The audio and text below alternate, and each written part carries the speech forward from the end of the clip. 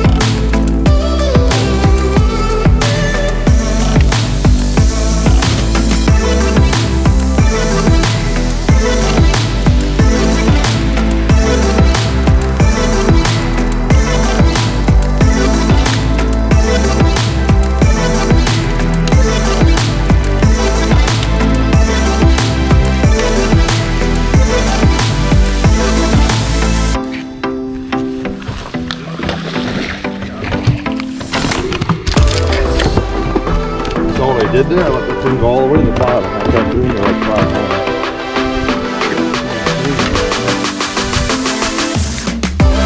Now we're not feeling good now. You know what that means, guys?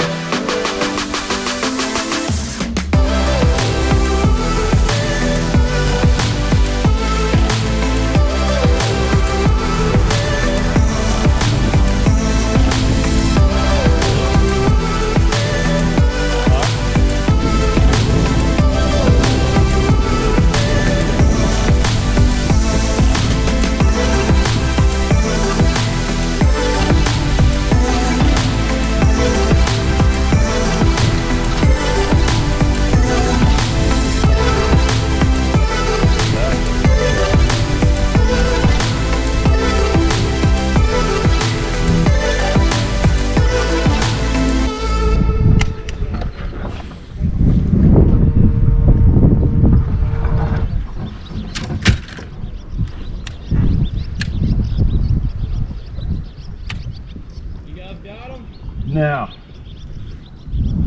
you guys got one. I don't want to be a jerk, but you're moving too fast. No, I'm just looking for bedding fish. Dude, they're in here. Yeah, I got one right here. I've caught that one 3 days in a row. Really? Yeah. Okay. Well, 4. Yeah, today was the 4th. Let's see if she'll eat again. She'll eat again. Just looking at me like, motherfucker. Yeah, it's like you were here yesterday, you jackass.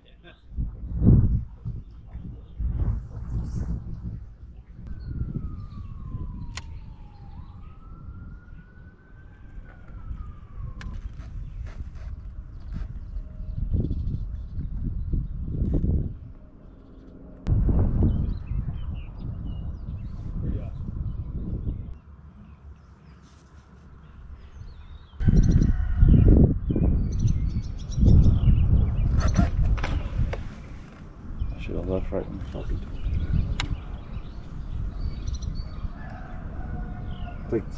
it's like 85% there.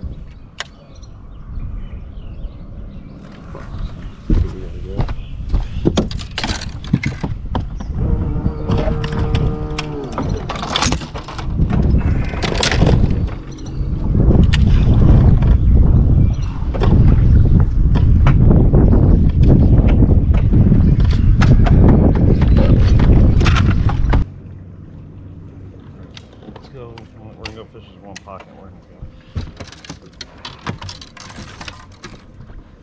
go. Not enough luck.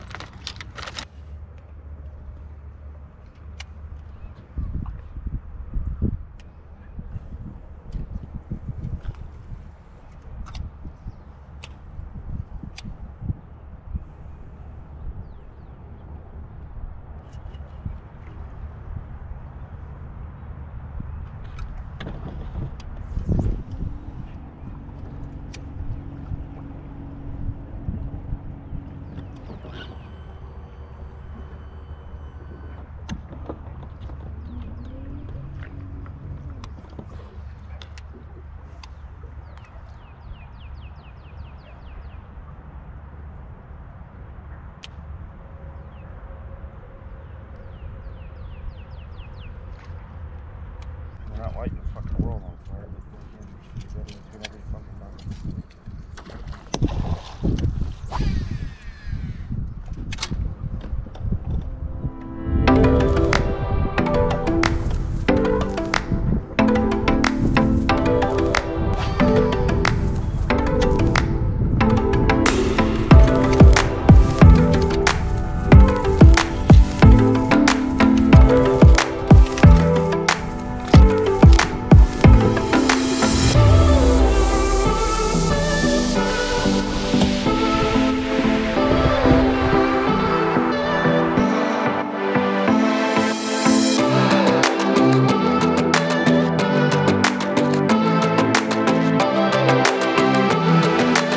What's going on, everybody? As you saw in the video, we did not catch them.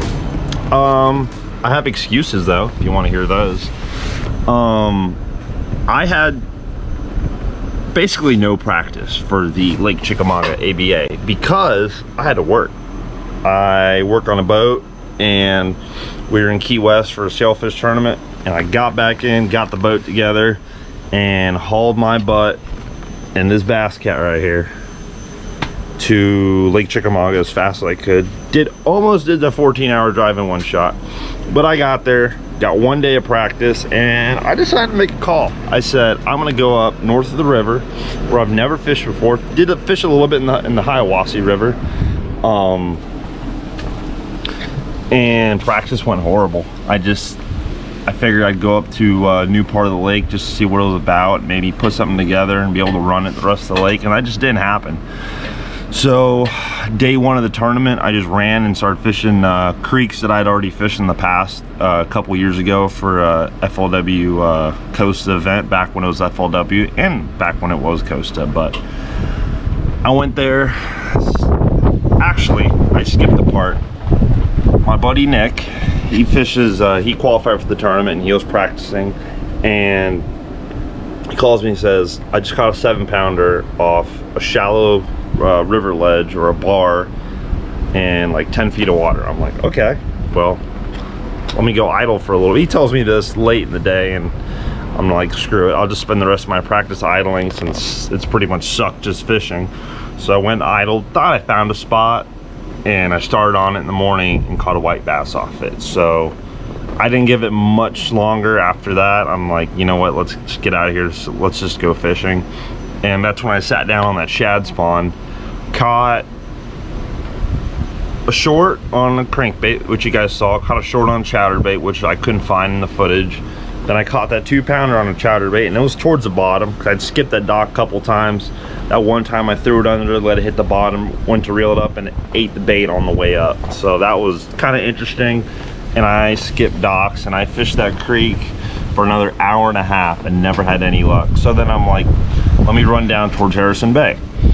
I run down there, and as I'm going down the bank, I notice there's people looking at fish on beds, you know, from a distance. And sure enough, I come across a 4-pounder on a bed, and that's that second one I caught. And I'm like, okay, well, that's interesting. Kept going down looking for bedfish in that marina, didn't happen. So then I picked up, went to another nearby marina. That didn't work out. So then I'm like, all right, I got one little creek that I'm very familiar with. Let's go run over there. I run in there, and I'm going down the bank. I see that one on a bed. It hauls ass. And then I go into this other marina, and I see this guide. Well, I literally found out yesterday, of all days, that he was a guide. I'm on part of a Chickamauga Facebook page, and I recognized him. I'm like, dude, that's the kid. That is the kid that was in that marina. He was doing a guide trip like the 3rd or 4th day in a row, and it's actually catching the same fish off beds. So I roll up and I find this, I think it was a 3-pounder on a bed, and he's like, she's been there for 3 days and I've caught her every single day. I'm just like, oh God, no. But I started working her, and she looked like she wanted to bite, but you could tell she was pretty shy because she had just been caught.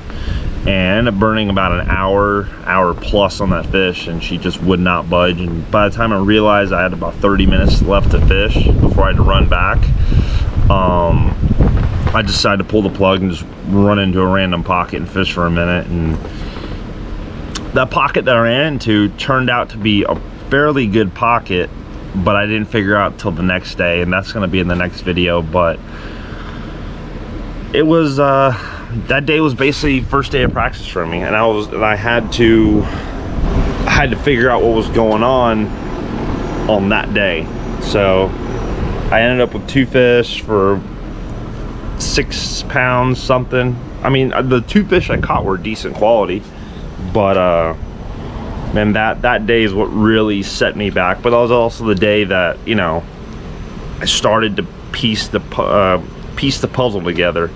But day 2 should be a lot more interesting and fun video, I promise you. This video is kind of just a necessary evil that I kind of had to put out there because I'm sure you guys want to see the whole tournament, and that's what I'm going to put out there. And as far as the practice video goes, there wasn't a practice video. I did film that day, but you guys did not want to see that. It wasn't it wasn't fun to be there for that practice. I mean, it was fun, I'm not gonna lie. I love fishing even when it sucks, but it was not a fun day to watch, and I kind of had to delete some footage to get the whole tournament, you know, on camera. So whatever, it's part of it. You guys didn't miss much, I promise you. But I promise the next video will be a lot better. It will be a lot better. It's gonna be a lot more interesting. But that's all I got for you guys today. Thanks, and I'll catch you in the next video.